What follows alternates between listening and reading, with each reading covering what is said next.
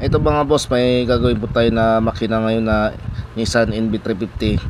Nagiging problema lang po nito, lagi po na nagbabawas ng coolant ang kanyang radiator. Kapag nagbabawas na po ng coolant ang kanyang radiator, yun po, unti-unti na po siya tumataas po yung kanyang temperature gauge. At chinik na rin po namin to na kung may pressure yung tubig sa radiator. So wala po tayo nakikitang may pressure o may tagas sa makina po niya. Kaya nagtaka po kami kung bakit nagbabawas po siya ng tubig at nag-overheat. Ngayon mga boss, ang gagawin namin nito, tatanggalin namin tong EGR cooler kasi ito na lang po ang nakikita po namin ng isang dahilan kung bakit po na nagbabawas ng tubig ang kanyang radiator. Ngayon, ang gagawin po natin to sa EGR cooler na to, ititesting po natin to kung may problema ba o may singaw. So ganito lang po ang pagtitesting nito. Nilagyan po namin ng tubig ang loob po ng EGR cooler at hanginan po namin yung linya ng tubig. So ito po, nakikita po natin mayroon pong malakas na bula.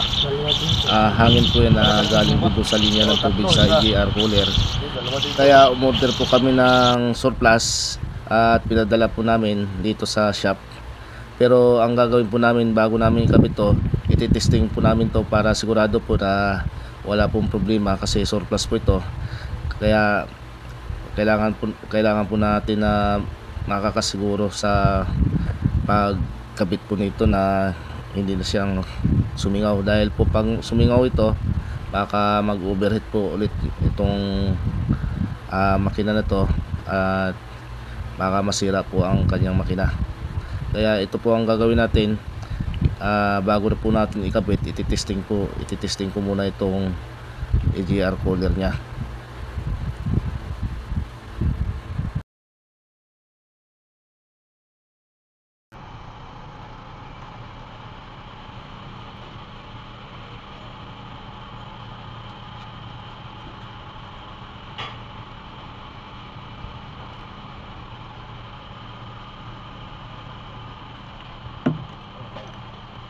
May gasket naman siya.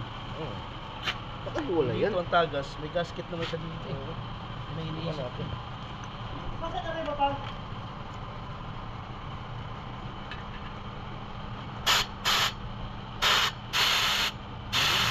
Mayroon. Ito na naman, bukod na naman. Iwala yun naman ditong, itong tagas ko. Ito. So ito po, na testing na po natin. So may nakita po tayong buong bula po na hangin doon dito sa loob ng EGR cooler. Ito po, butas po yan. Kaya hindi po pwede na ikabit natin to dahil katagalan po mauubos din po ang laman ng radiator, mauubos ang coolant. Kaya ito, sira din po ang nakuha natin na surplus. Ito po, surplus lang po ito na in-order po namin. So makikita po natin buong bula po siya pag hinahanginan. Ibig sabihin po, singaw po ito at ilalabas din po ang tubig dito papunta sa exhaust. So ito lang po ang pagtitesting po ng EGR cooler kung sira o hindi. So ito po, sira po ito.